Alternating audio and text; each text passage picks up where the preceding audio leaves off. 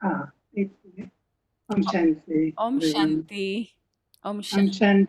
Shanti. We're meeting up with Priti today from Romford. We're in Romford and Priti's in Dwarka near Delhi. And had a nice talk the other day for us on living in peace. And we now basically want to open up the subject of self-worth.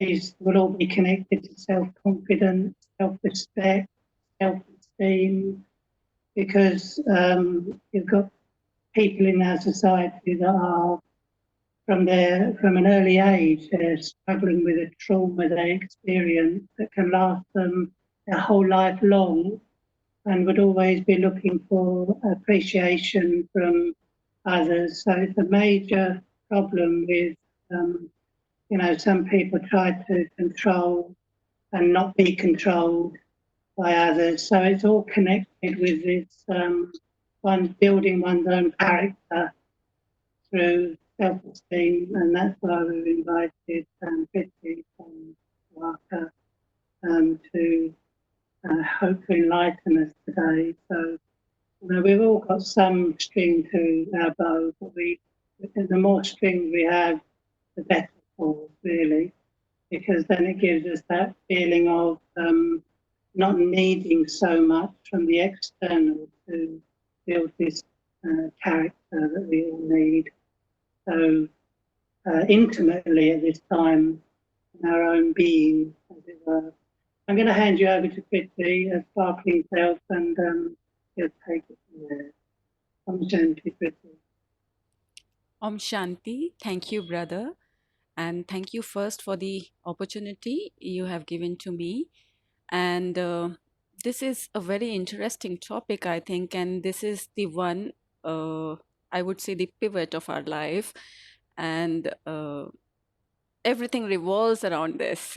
Whatever we do, it revolves around this. Before coming to the subject, let me just tell you briefly about what is self worth.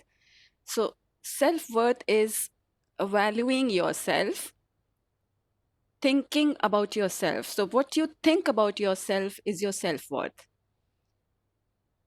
So, the main thing is which is important to understand is where does it come from? Like whatever value I think about myself, where does it come from? Where does it stem from? So, if we see around us, everybody is deriving his self worth from the achievements he's making, the accomplishments in his life, the goals he has set for himself, and the performance, the ability to perform. So basically, they derive their self worth from the income they are earning, from the position they have attained in their life, and from the all the acknowledgments, all the recognitions, and all the certifications, awards they have received. And it's always in terms of, in comparison of others. It's never, it's never, it's like in individual. It's always in comparison to others. So this is the current scenario where everybody is valuing himself on the basis of these things.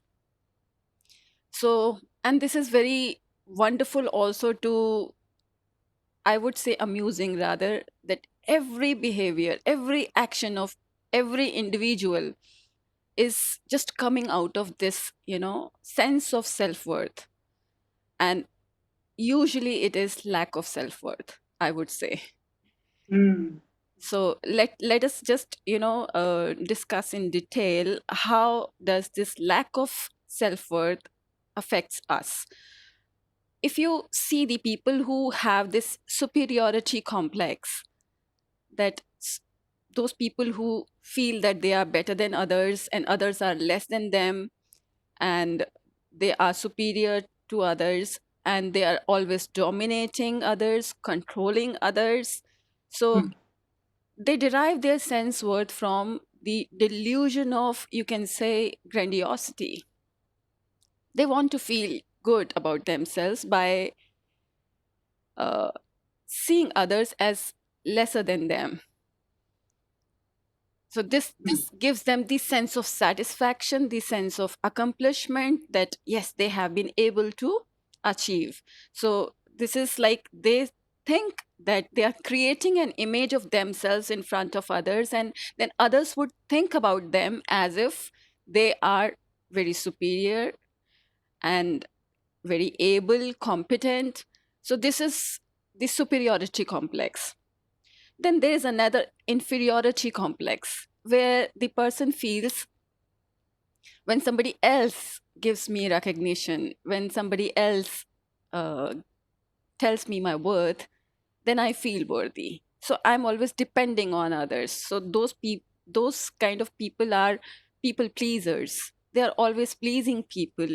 They are always subservient to the demands of other people, and they always have this feeling of being the victim, because it's like they always feel that they are being used by the people, they are being taken advantage of, and they have always been victim of these circumstances. This also comes from lack of self-worth. mm, So those people who are bullying others, they are also not having the self-worth. And those people who are getting bullied, they are also having lack of sense-worth. So basically, what is sense of self-worth? Sense of self-worth should be coming from our intrinsic motivating factors, from our intrinsic factors. For example, my ability to respond positively in any circumstance. This is which should be the criteria for my sense of self-worth, and the ability to show compassion to others, ability to be kind, ability to be satisfied in every circumstance.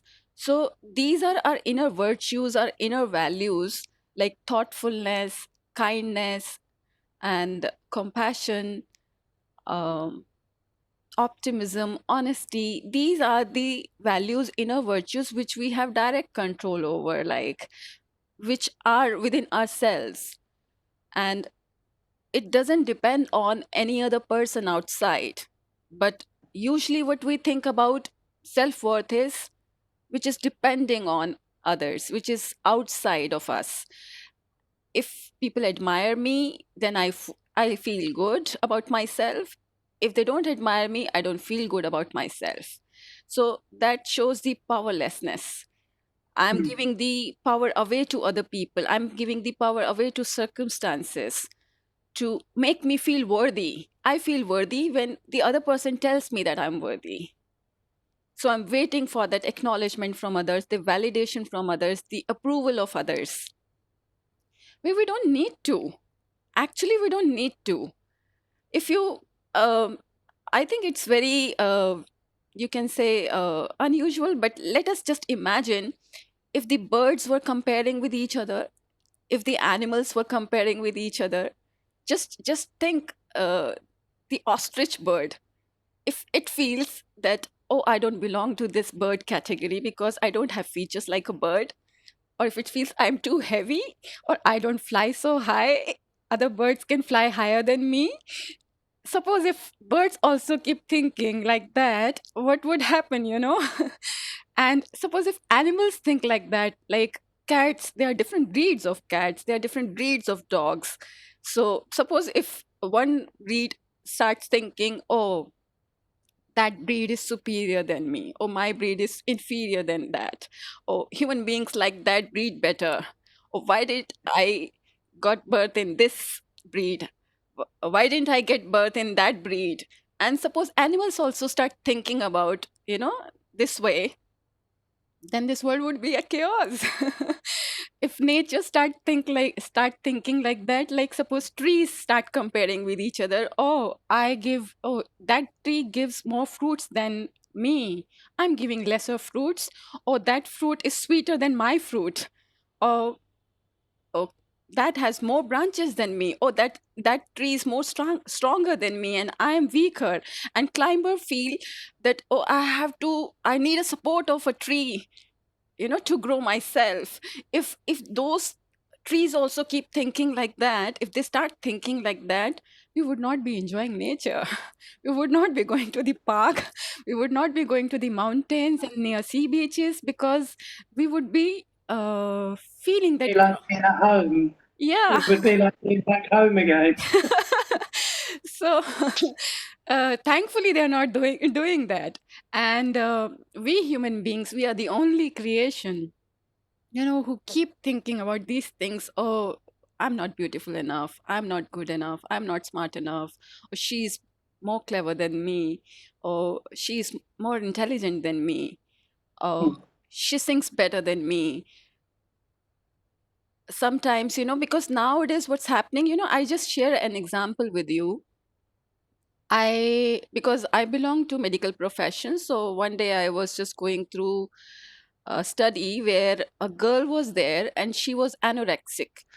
And how she developed anorexia was, she started feeling that she's fat, she's obese. And then she started dieting, and then gradually she reduced her diet, and then she went to only fruits and vegetables, right? And at first she felt good, and she was given so many praises by her friends, her peer group, and she was very happy to post her pictures on Facebook, Instagram, everywhere. And she was very happy, and she was constantly getting motivated. More she got the compliments, more she was motivated to follow that diet regime.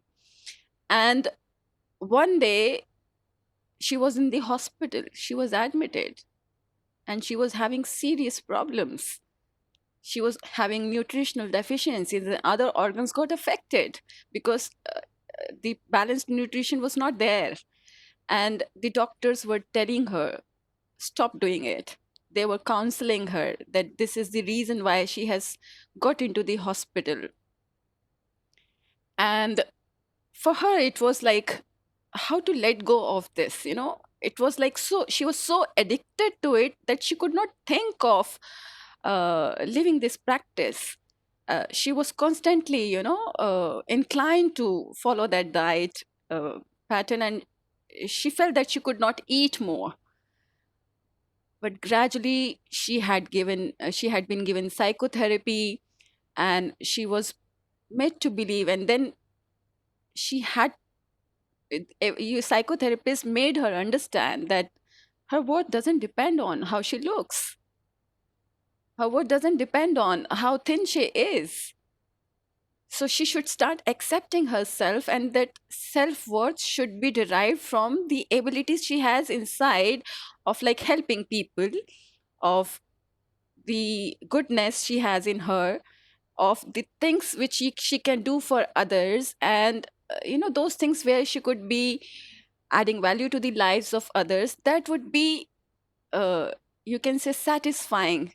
And that would actually increase her self esteem. And gradually she followed that, and she started doing these kind of charities, and she became a volunteer in this kind of service, where she was telling other youngsters this learning which she had got from her own experience. Mm. Yeah, so this is very common nowadays, in Facebook, social media, everywhere, oh, he has that good body, I have to go to gym. And you are pushing yourself, you are working hard to have a better body than him, or at least the same as him. So this is like, we have stopped enjoying life. We are just struggling. We are always in the, you can say, fight mode. We are always in that striving mode, and we are never relaxed. We are never relaxed. Even during sleep we are not relaxed, because we are Mm. always constantly trying to achieve more, do better, and it's always in comparison to others. So obviously there would be some people who would be higher than you. Okay. So every time you achieve something, and then you realize, oh, there's someone else who's higher than me, who's better than me. And it's like never satisfying, it's never enough, it's never ever enough. So we have to stop and question ourselves. Is it is it the right thing which I should be doing? Or is that the motivation drive which I would be following? Or my motivation should be what I'm passionate about, what I enjoy doing? I take another example. Suppose if there is a person who's generous and who's kind, and he does acts of generosity many a times, if he's doing it to get recognition from other people, or if he's doing it uh, with the thought that other people should think about him as generous, he's not doing it for the sake of generosity. Mm. He is doing it to get this recognition from people that he is very generous. But people would find it anyway. People Yeah. would come to know about it, and still he would not get that kind of acknowledgement from other people. He may get it from some people, but he would not be getting it from all of the people, and there would be some people who would be criticizing him, and then he would be affected by the criticism because he's so much attached to that image of being generous, of being Mm. kind. So that should not be the motivation to do the act of generosity. My motivation should be that I love doing those acts, or I enjoy doing those acts, or those acts give me immense pleasure, or those gives me immense satisfaction, and I feel good inside when I do those things. And I'm not doing it for any recognition from people. I'm not doing it for admiration of the people. I'm doing it just because I feel like doing it, you know, because it gives me happiness. So if we do the things with this feeling, then I think we would be achieving better. At the same time, we would be having a satisfying and a happy life. Yeah. Currently what we are doing is we are doing anything, you know, to just prove ourselves to the world. We are not doing it for our passion, we are doing it to prove ourselves to the world. So, and which again, gives us stress. We will always be under stress because we would always be measuring ourselves from the parameters of others. Yes. Yeah. And Yeah. and parameter of others is just wobbly, it's wavering, people keep changing, and whatever they judge from their own perception. I give you an example. Like, suppose if there is a hit movie, there are so many people who have watched that movie, and if we take reviews from different people will give different reviews about that movie. And if someone is fond of, you can say, the dresses and the costumes and the hairdos, they would appreciate that thing in that movie. They would not notice other things. They would tell, oh, the costumes were so good, and the designer was very nice, and he designed the dresses so well. And he would be just focusing on those things. If somebody is fond of jewelry, he would see those jewelries which the heroine was wearing in the movie. And if somebody is more interested in the storyline, so they would be just looking at the storyline, they would be ignoring other things. And if somebody is looking for, you can say, the dialogues, sometimes people are, oh, they have very impressive dialogues, very interesting dialogues, so they would be just appreciating those dialogues, Yeah. and they would be ignoring all other things. So it's like their perception, what's in their mind, what is more relevant to them, what's more important to them, what they are interested in. They just look from that angle. We filter out the information. There's a lot of information outside, but we filter the information. We take only that information which is relevant to us. So uh, Good.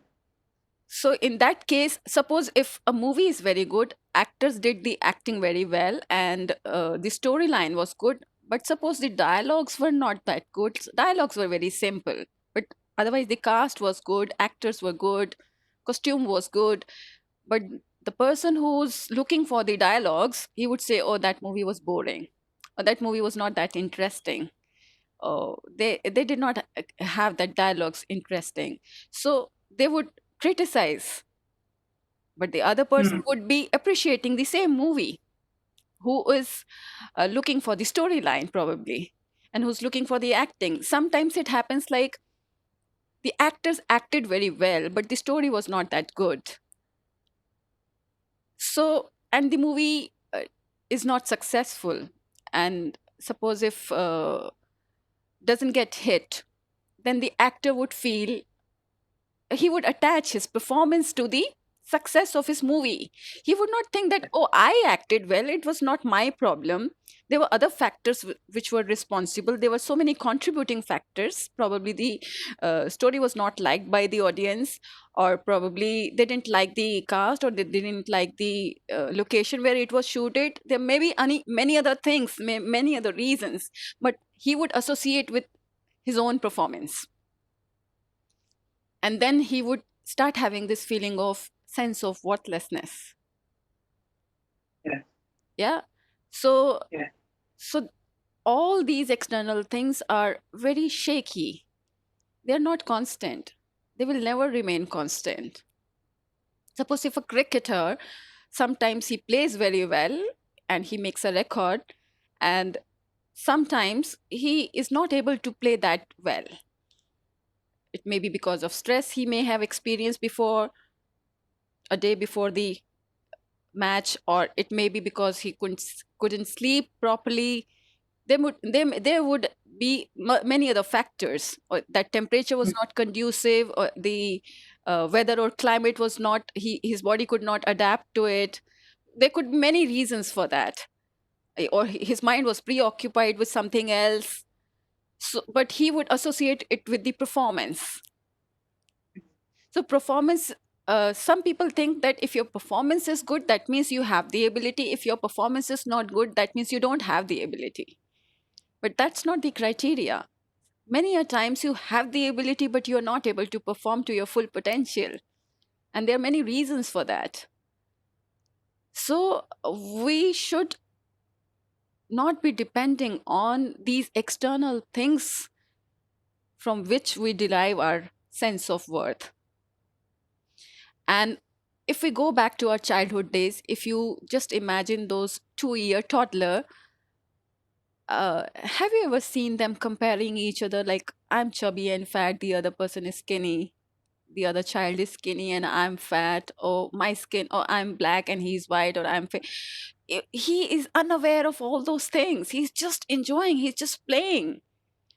And suppose, I have very closely observed that even if you don't give toys to children, they would find something or the other to play with. And most of the times they would play with those things, which we would not ever think of they would be playing with. They would play with broom, they would play with bucket, they would play with mug, they would play with all kind of, kitchen tools. Whatever they come, in contact with, they would just derive the pleasure out of it, because pleasure is not in the thing. Pleasure is what they're feeling inside. Yeah. So they are just finding adventure, they are finding that pleasure from the things which are just dead, which are lifeless. Things cannot give pleasure to us. How does it matter if it's expensive phone or a reasonable phone, or how does it matter? It's doing the same function, but it's we who we are deriving the pleasure from it. So if we go back to our childhood days, at some point of time, we were also the same. We have experienced it. So that means we have been gifted with this ability, and we have got an inheritance. We have been gifted by nature, gifted by God, that we have this ability to feel happiness without any reason. Children don't find any reason to be happy. Have you seen? Oh, I'm happy because. Do they say like that? They're just happy because they are happy. They're cheerful because they're cheerful. Because they are happy from inside. They are not depending on outside things. And that's the best time of life, I think. And we all have experienced that time. We have all gone through that stage. That means it is there in me. It is there in me. It's just that while growing up, I conditioned my mind as per the society, as per the people around, and Yeah. as I was told by the other people, as I was told by the parents. If you do this, how does parenting work? If you do this, you will get an incentive in the form of whatever, chocolate, this and that. Or if you do your homework, then I would take you to the park, then I would, it's like always associated with some kind of incentive. And they know that if they have to get admiration from their parents, they have to get attention of their parents, they would do those things which they like. Yeah. So gradually we learn that our worthiness comes from what we do to please others, what we do so that others think good of me. Mm. But before that, even if nobody was feeling good about me, I was feeling good. When I was in the age of, you can say, 6 months to 2 years old, I was not dependent on all those things. I was just happy because I was happy. So those things were not important to me, and I never bothered. Can you imagine when a baby starts crawling, and when he starts learning to stand, when he starts learning to walk, he falls many times. Yes. He has many unsuccessful attempts, before doing it successfully. But he never cares who else is thinking what about him. He is just curious to he learn. He just wants to do. That's it. His main uh, focus is on doing that act rather than what people would be think if he's not able to do that act. Mm. Yeah, even if he falls, he never feels that, oh, I made a fool of myself. Oh, I embarrassed myself. He would never think about it. He would again try, again try, again try. And I have played this game, in childhood, although I don't play it now because I don't think it's good. I feel it's teasing, but in childhood I used to play with younger children, these toddlers, and then I would show them a thing, and they would, just uh, bring their hand forward and grab it from my hand, take it from my hand, and then I would just push it away. I would just withdraw it so that he comes forward more and he attempts more. It's like we get pleasure out of it. But I have observed that he never gets fed up, or he never gets frustrated. He never gets irritated. He never gets angry. You know what best I could see was, if he was suppose tired of doing it, or if he was just giving up, he would um, draw his attention somewhere else. Suppose Mm. if I'm showing him a thing and I'm not giving it to him despite his many attempts, after a few attempts he would just look at something else and he would find pleasure in that, and he would not bother. you know uh, Most of the children have seen this kind of behavior. So, Yeah. but how do we change? How have we become like this? Like today, see, we are always judging ourselves on the basis of judgment of others. How others think of me, how others perceive about me, how others feel about me. I feel lovable when people love me, and I don't feel lovable when people don't love me. But that should not be the criteria. I'm lovable because I'm loving, because loving is my being. So Mm. I I think if we more go inward, we go inside, and we cherish those things, and we look inward, then we would be able to see how beautiful we are, Mm. how good we are. We actually are. We don't have to become anything. We are already good. We are already enough. We are already happy. It's like the mirage I am chasing in the desert. Yes. Otherwise, it's all inside me. The whole world is inside me if I start looking at it like that. So, that is very much important, that we must understand this concept, that self worth is something which is totally internal. It is always internal, because it's like how I value myself, how I think about myself. If I think good about myself, I'll be feeling good, and I'll be creating those experiences, I'll be creating those reality in my life uh, the thing I'm paying attention to. Like, suppose if I feel, oh, everybody uses me, everybody takes advantage of me, or I never get such people uh, who are nice.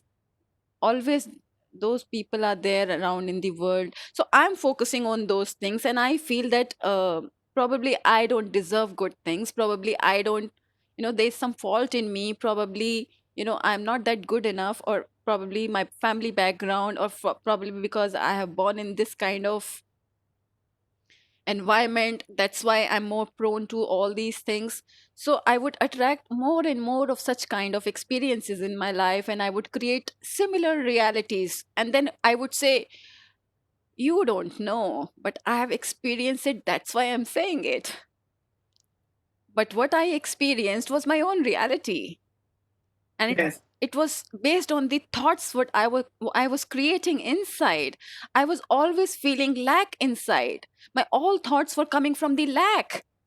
I lack peace. I want peace from outside because I don't have peace. I want happiness from outside because I don't have happiness. I want love from outside because I don't feel love inside. So it's always from the place of lack. And from the place of lack, obviously, I would be having all the time same experiences in my life, everywhere, everywhere where I go. And if I start from the place of, oh, I'm abundant, I am a happy being. I am a joyful being. I am a peaceful being. I'm full. I'm complete in myself. If I start from this point of attraction, then those kind of things would be attracted. And I would attract such experiences in my life where I would feel that I'm lovable because I'm believing that I'm a loving being. So I would attract loving people in my life. I would be attracting loving experiences in my life because deep down I believe that I'm a loving being. I am love. I am love. And happiness is my choice. I have to choose my feelings. I have the power to choose. God has given me the power to choose. I'm not helpless. When you have this kind of feeling of helplessness, miserable, I'm feeling very miserable.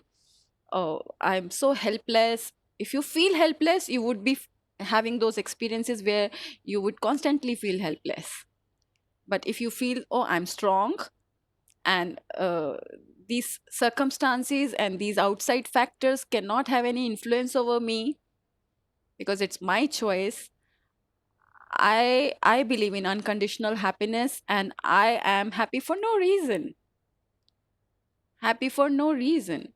So I think success should be attached to these parameters rather than, nowadays success is measured by how much income do you earn, what position have you attained in the society, at what level are you in the hierarchy, or what recognition, awards, certifications you have achieved. So those things are the criteria of success. How much fame, recognition you have got. But I feel now a paradigm shift should be there. And the success should be attached to how happy you are, how cheerful you are, without any reason, without any conditions, how loving you are. That should be the criteria. That should be the measurement for success. And I think now we should decide that now we should make this thing the criteria of being successful.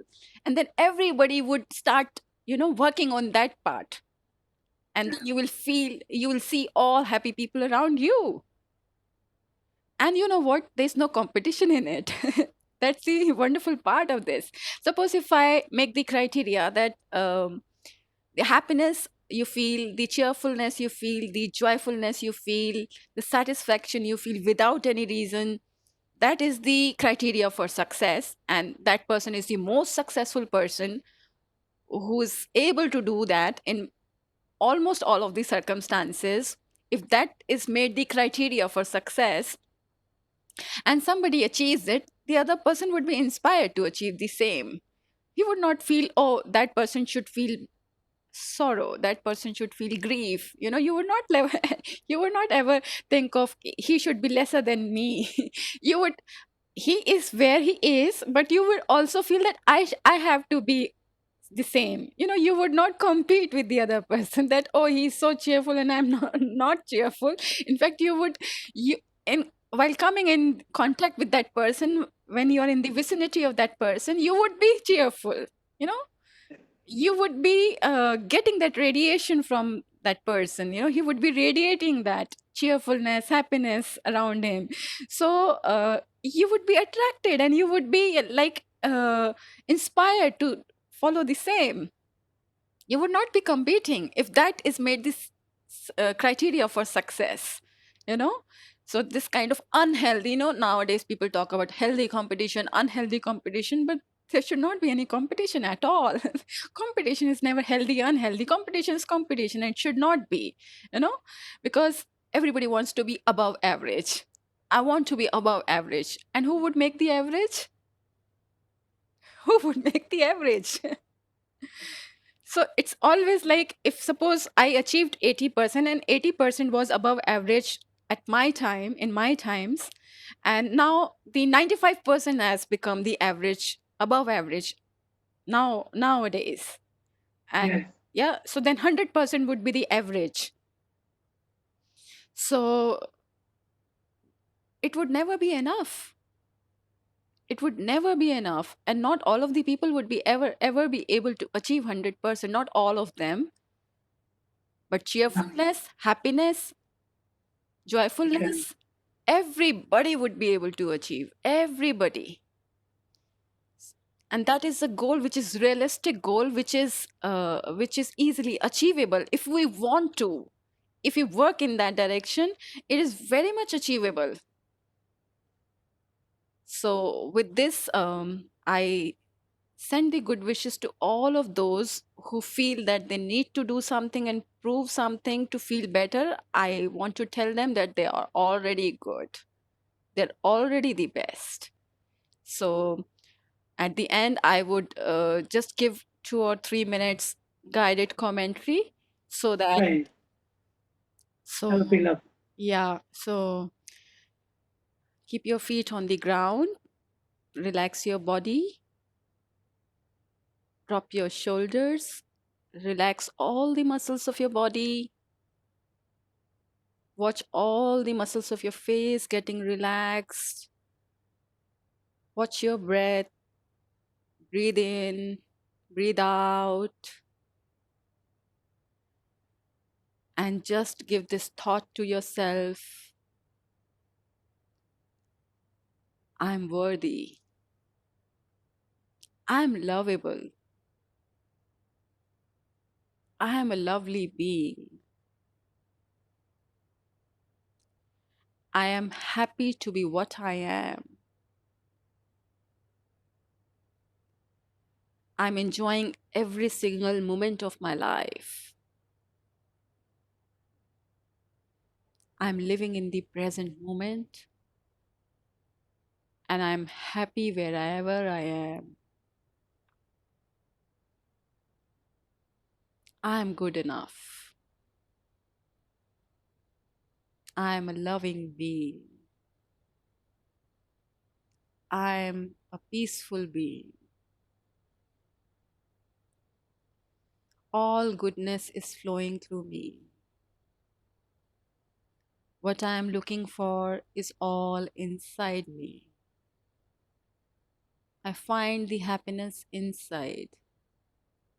I find the joyfulness inside. I find the love inside. It's flowing out like a fountain. There is a stream of peace inside me. There is a stream of love inside me. There is a stream of happiness inside me. And I am happy. I am happy no matter what. I don't need any reason to be happy. I am happy. I am enough. I have all that goodness in me. I have kindness. I have compassion. I have love. I have all those thoughtfulness, all those good qualities in me.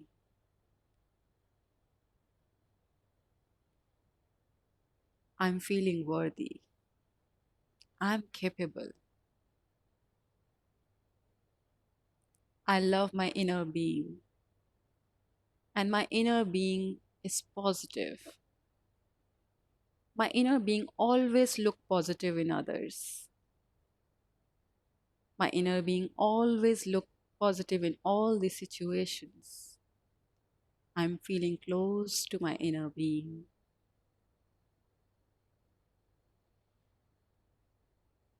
I'm feeling happy. I'm feeling loved. I love myself. I love myself because I love myself.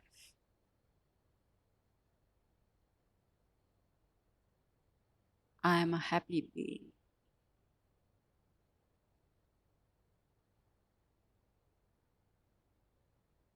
I am